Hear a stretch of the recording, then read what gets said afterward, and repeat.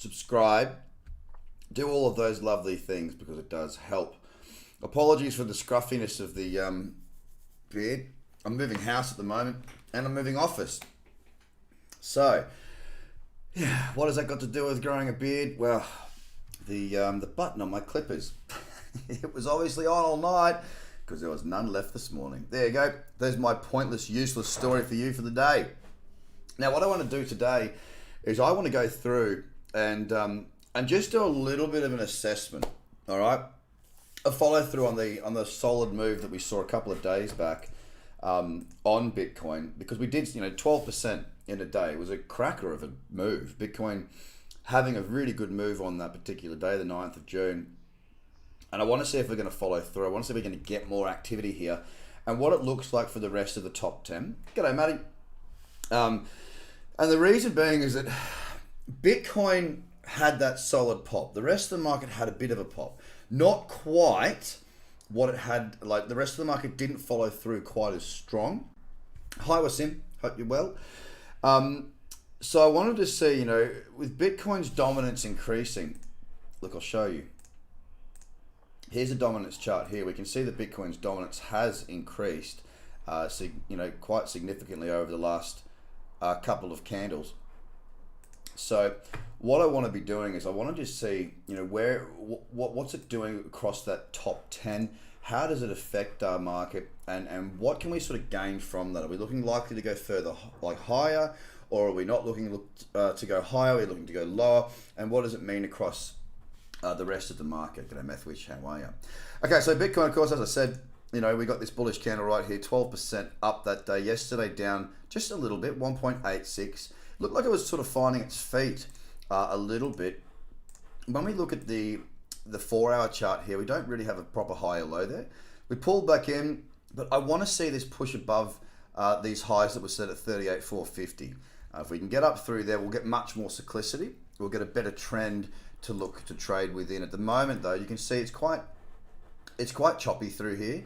We've got a little bit of cyclicity through here, and this is the sort of trends that I prefer to be trading, of course, with follow through and with momentum. I'm a trend trader, so that's what I focus my attentions on. The 4-hour not giving us too much there. What I want to do across this top 10 is really just get a bit of an emphasis on what the probability of either direction is, aside from any news that might come out to drive the prices up or down. If you compare Bitcoin to Ethereum, right? So let's look at that same day. Let's quickly go through the whole top 10, looking at that individual day. 12% up. On Ethereum, only 4%. XRP, 5.6. Bitcoin Cash, 6.4. DOT was up, 7.2. Litecoin, 7.4. Binance, 6.4. Cardano was up 2.9. And Chainlink up 6.2. Finally, XRP up 4.5. So it was Bitcoin that really strangled the market that day on the 9th of June, and the rest of the alts did not push anywhere near as hard. And that's what we're seeing in that dominance chart. Bitcoin's sort of taking a bit more dominance back. Now, here's the important thing that we're going to take from this video. When we look at the alt market, all right, and don't forget we've got the whole perp list. There's not a lot of great trends there right now that are sort of in the place where I'm looking to actually be trading them. There was one that I got yesterday that I know a number of my clients got in the community. Looking at this, Rune, check it out. Beautiful pullback into that cradle zone, textbook setup, short off of $10, and there's money in the bank.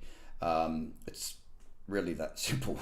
There's cash in the bank on that. Great trade, great opportunity, and that's the sort of thing I'm looking for. Now, because we've had that move and then that fall. If we look at something like Bitcoin Cash, for example, you'll see we're sort of mid-move as well. A lot of the charts did set up like this. My favorite was Rune, but at the moment we're sort of in that mid zone. Now, at this stage, we could easily go high or low and move to an uptrend. And what we've been seeing a lot of lately is that the trends have been reversing very soon after they've been set. So we get into a downtrend, then we bang back up, and it's been a little bit inconsistent. For the first time in a while, we've had the higher timeframes, like the 8-hour, carry that consistency through, therefore offering up opportunities and paying, not just reversing on us. So it's about looking at the momentum as a whole and just really getting ourselves in the mind sort of probability wise, what are we looking at? And with Ethereum right now, I have to say, when I go to this 12, we have a lower high and a lower low. We've pulled back in and we're now starting to roll. So for me, although still fairly sideways, Ethereum does look more bearish short term to me than bullish at this moment due to that lower high. Now, if I jump down to the 4, you'll see it's a bit of a sloppy chart. You go, you know, high to low, lower high. We've not broken back down through to a new lower low just yet. If I go lower though, again, it's not... The 1 hour is okay, but I'd want to see it fall away further and then pull back in. At the moment, nothing really there on Ethereum. XRP also, it's been pretty sideways, hasn't it? You know, like look at the daily. It's been dropping, but it only just, like, you know, it only just broke these lows here. The thing is though, here's something that's important. Look at where we pulled back into the cradle zone. Bearish candle broke the low. Probability for further downside today, I'd say fairly evident that the momentum is there with a downtrend play. So if you are looking at this, I would be looking for shorts more than longs from a trading point of view. Lower high, lower low, potential lower high. If we can continue to dip, we may just find opportunities on these lower time frames. So for the time being, it's waiting for that cyclicity to, you know, come to the fore. So I need to see further downward momentum, but then I'd be happy to look for shorts on XRP. What do you expect ETH to retest back to, mate? Good question, John. I don't expect anything. Bottom line is right now that, that's not Ethereum. Bottom line is right now, Ethereum's in a bit of a, it's a bit of a range, and it's a rather messy range when I look at that daily. If you look at this on the weekly, we've come back into the right region. What could be a likely scenario is further consolidation here until the market has some form of an event that that opens it up to further movement. Whoa, hang on a sec. There we go. So it's hard to say right now, John, just simply because we just don't have the strongest of trend. If there was a bigger, stronger trend, you know, we could look at it and go, okay, well, where's the next support region? There's some down around that 2,000 mark, a little bit less than 2,000. I'm looking at just horizontal levels, and you can see, although not an exact precise level down there, you can see the price has acted around there, found support a few times. But again, without that momentum being clearly represented on the daily chart, I'm more inclined to just sit back and wait until I get more information before I start looking at where things could potentially go. XRP massive bear flag. I don't really trade flags, but yeah, I can see that pull back into there. I think you probably, yeah, that, you know, I'm looking at the little cradle back into here in the move, but yeah, I can see what you're looking at. It definitely does look more bearish than bullish at this stage, and like I say, coming to those lower time frames, if we can dip lower from here, get that trend swinging, it'll be the 15-minute that will offer the opportunities, and possibly even the half hour. They'll be the time frames that I'll be keeping a very close eye on. Bitcoin Cash.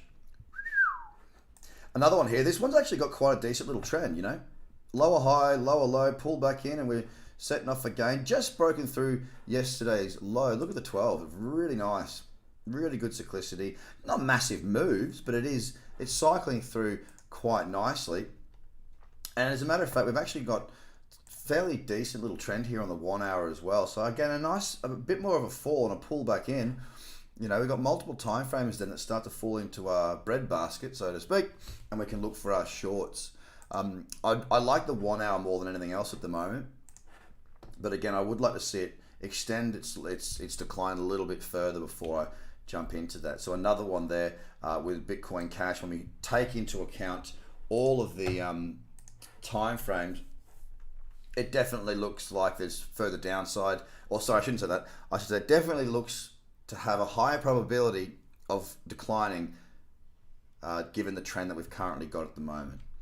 On to DOT. DOT's a little bit more difficult to read because we've got a higher low, higher high, possible higher low, but it's a real mess. That's why I've been using this 12 hour, because you can see a lower high, low, lower high, but again, that cyclicity is not quite as strong there.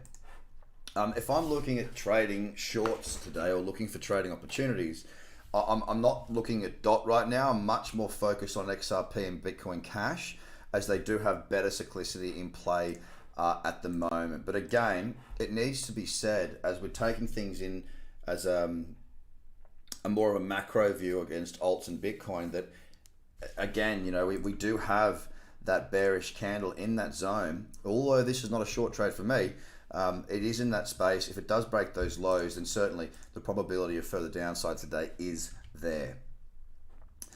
Okay, Litecoin, lower high, lower low. That trend is there. Again, very fresh, not a really strong trend. Not as nice and clean as, say, Bitcoin Cash, but it has moved further. But it is there. I'll look at that 12. G'day, Winston. Lower high, lower low, deep pullback here. Again, doesn't look quite as bearish as Bitcoin Cash and XRP. Sorry, I should really be marking those, shouldn't I? Not the clarity of trend that I'm really looking for at this stage. One that I'm going to be leaving for the time being. Binance. Bearish candle right there as well, starting to roll over. It has broken yesterday's low. Now, if I come back and look at this on the 12 hour, there's that downtrend on the 12 once again. So the momentum is shifting to the downside again on BNB. We can see that clearly across the daily and very clearly on the 12 hour chart. Now, let's go up here. Lower high, lower low, potential lower high. Again, it's in that mid-range. If I was to look for shorts, once again, I'd want to see it fall further, get that cyclicity back in, so I could look for little cradles when they pull back into those moving averages to short that. Again, it's going to require some more patience for the time being. ETHPERP coming in here. Oops, I want to go to the daily. That's where I want to be. Pixel, you're there early. 4:41 a.m. Jeez. Whereabouts in the world are you, mate? Cardano. Higher low, higher high, and then a mess. The 12 hour is going to show us that trend in the shorter time frame, much clearer. Lower high, lower high, and coming off again. Again, I wouldn't class this as being in the same sort of level as XRP or Bitcoin Cash, given that we are just starting to roll. The 1 hour might look all right if it was the 1 hour's got some decent cyclicity. I'd like to see it again extend its lows a bit more, and then the pull back in is what I'd be really after. But another one there, it has to be said, it looks more bearish than bullish, and that has gone for everything so far. Link. Now, Link's trend, here's an interesting one. Look, we have a lower high, we have a lower low. That 12 hour is downtrending, as you can clearly see. Amsterdam, love it over there. What a great part of the world you live in. Little lower high, back in again, move. There was an opportunity there yesterday on this little bearish candle off of 25 or thereabouts. I think some people would have taken that in my community. It was one of the ones that I scanned through the list in the morning. Rune was definitely the killer trade though. It was the best one out there. Bonus factors, it had a lot. It was really, really good. And by the way, if anyone's watching this and going, what on earth are you talking about?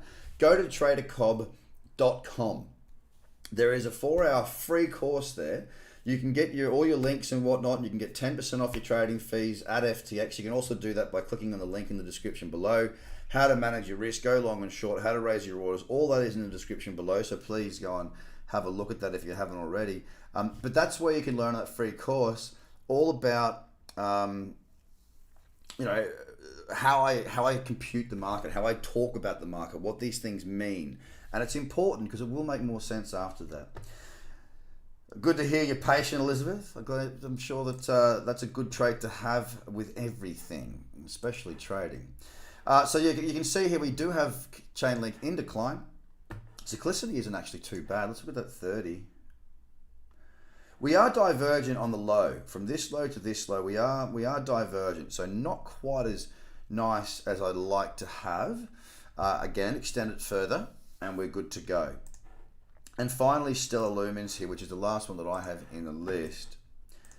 Sorry, I should also say that Link does look more bearish than bullish. It's broken the lows, looks definitely more bearish than bullish. So too does Stellar. Lower high, lower low, bearish candle broken the low side of that. 12-hour trend in motion. I suspect again we're going to need to see it extend its downward momentum a little bit further to make it work better. Look, I tell you what, it's XRP for me and it's Bitcoin Cash. They're the two that have got the better cyclicity, the bigger picture moves are more down. Look at the trends. They're just a bit stronger on XRP and Bitcoin Cash. They've got some momentum and some nice 12 hours there as well. Now the whole idea, I'm just doing a little watch list here. Hey Luke, so basically coming in and having a look at this, and this is key because at the moment there's not a great deal of trading opportunities as of right now. I had a look, there's not a lot of great opportunities right now. This video is more about understanding how to plan your day out and how to take a number of different markets, collate that information and be able to put together somewhat of a plan. My plan today is to look for shorts, but I want to see the market dip a little bit further. I like the top 10 because there's good liquidity in there. Now you can go and apply what I've just done across all the other markets in your perp list. So you go and have a look through your FTX perp list here, which you can get by going and doing the course, tradercobb.com, go get it. And you can apply the same methodology as what I just did then. Across the top 10, and the reason that I did the top 10 as a whole is because I wanted to show you the snapshot of what the market reality looks like right now. Aside from any black swan events or anything like that where something happens and the market shoots up or whatever, the momentum at the moment seems to be the alts are looking likely to fall. There's a higher probability for further downside for the time being than there is for further upside. So hopefully that helps when it comes to your trading today. When you're trading with FTX, obviously manage your risk at all times. It's very easy to do that in the calculator. If you want to get your FTX account 10% off your trading fees, well, link below in the description and go and visit tradercobb.com. Now, I got to go and pack all this up and move it into my new office in Bronte. You have a great day. You have a great weekend. Like, share, subscribe, turn on your notifications, and never miss anything. Have a great day. Bye for now.